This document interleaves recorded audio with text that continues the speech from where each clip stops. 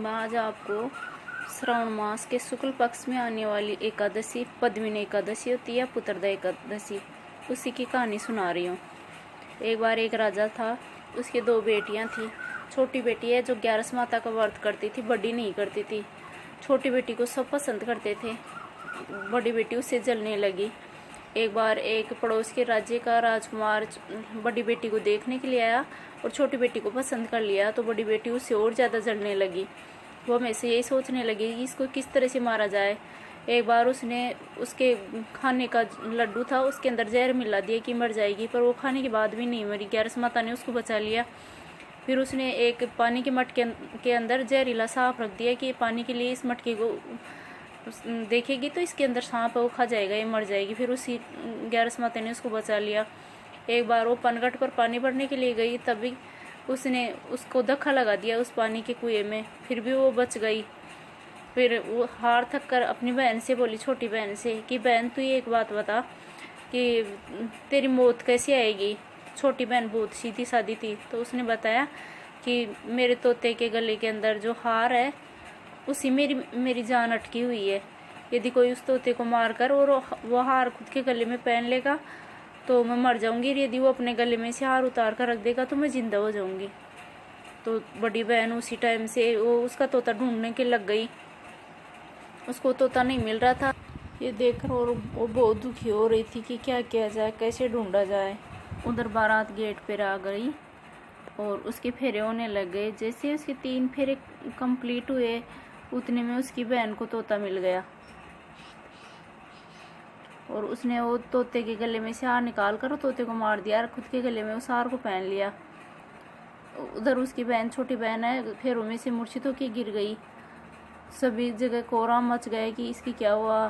तो राजा भी ऐसे दुखी हो गया और अपने वैद्य को बुलाया, दिखाया तो वैद्य जी बोले कि इसके ये मूर्छित है, ना जिंदा है ना मरी है, तो अब क्या किया जाए। बाहर जाके और बारातियों को बोला जाए कि वो मूर्छित है, थोड़ी देर में उसको होश आ जाएगा। इतने में उसकी बड़ी बेटी आई और उससे बोली कि पिताजी आप मेरी शादी करा दीजिए, तो बाराती वापस नहीं जाएंगे और आपकी भी इज्जत रह जाएगी। तो यही सोचकर और राजा ने उसको फेरों में बिठा दिया, दुल्हन का जोड़ा पहना कर। वो राजकुमार ने देखकर बोला कि ये मेरी दुल्हन नहीं है, मेरी दुल्हन जब बोलती है तो उसके मुंह से फूल जड़ते हैं। पर सबने समझा कर उसको फेरों में बिठा दिया। उसके फेरे कंप्लीट हो गए और छोटी बहन को है पुराने महल में पलंग पे सुला दिया। वो घर पे उसको ले तो गया, लेकिन उससे ना ही बात करता था, ना ही इसका बनाया हुआ खाना खाता था और हमेशा बाहर ही रहने लगा।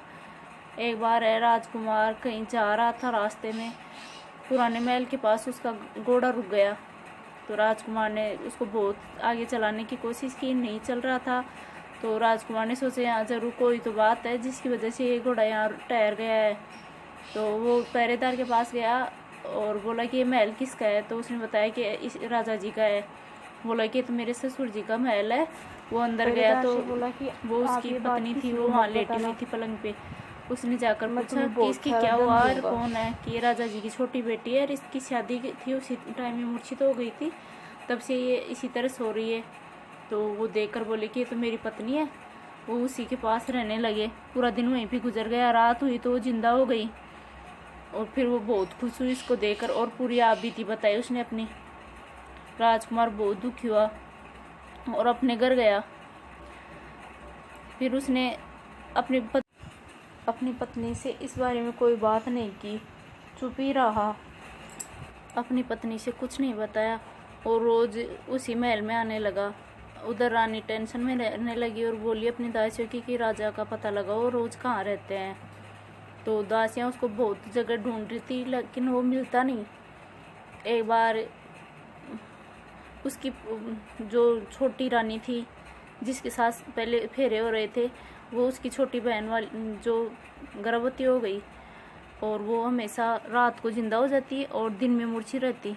उसकी प्रसव का टाइम होने लगा तो वो बोली कि हे 11 माता, मेरा जब भी बच्चा हो रात के समय होए, नहीं तो मैं दिन में मूर्छित रहती हूँ। किसी कारणवश राजा बाहर चले गए और रानी को प्रसव पीड़ा होने लगी। तो 11 माता ने आकर उसको बच्चा जन्मा दिया। फिर राजकुमार आए तो उसे ग्यारस माता के दर्शन किए और उनके पैर छूकर बहुत खुश हुए। और ग्यारस माता बोली कि हमेशा तो इसका ध्यान रखना। अब जब तेरा बच्चा है, उसके लड़का हुआ था, जब 5 साल का तेरा बेटा हो जाए तब उस रानी से हार लेकर और तेरी इस छोटी रानी के गले में पहना देना, जिसे हमेशा के लिए जिंदा हो जाएगी। बच्चा बड़ा होने लगा। एक बार वो उसके पास ले गया, अपनी रानी के पास, और बोला कि ये मेरी दूर की बहन का लड़का है, यदि तुम इसको प्यार करोगी तो मैं शायद तुमसे प्यार करने लग जाऊं, तुम्हें चाहने लग जाऊं। तो रानी है उस बच्चे को खूब प्यार से रखने लगी और दिन में वो उसी के पास रहता और रात को अपनी छोटी रानी के पास चला जाता। इस तरह वो बच्चा 5 साल का होने को आया। तब उसे राजा ने अपने बेटे से कहा कि बेटा तू है ना, तेरी मम्मी से उसके गले में हार है वो मांग लेना, फिर वो हार पहन के और यहाँ आ जाए ना, अपन तेरी मम्मी के पास आ जाएंगे।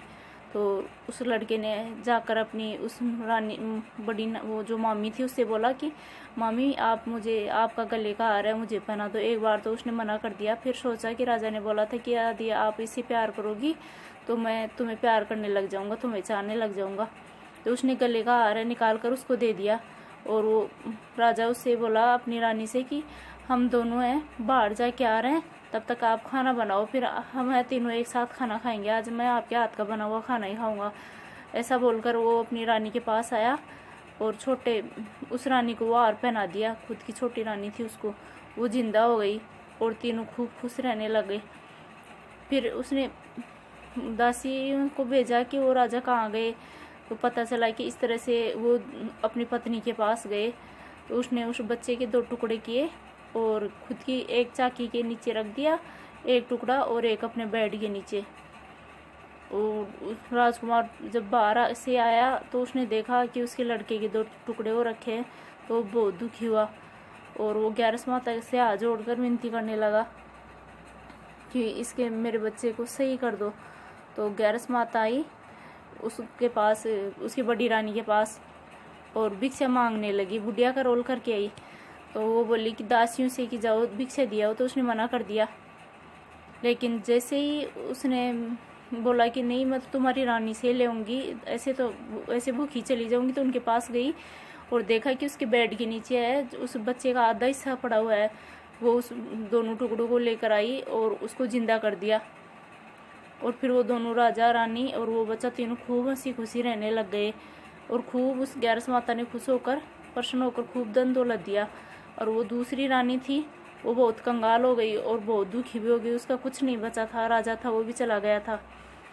इसलिए हर किसी को ग्यारस माता की कहानी सुननी चाहिए, करनी चाहिए।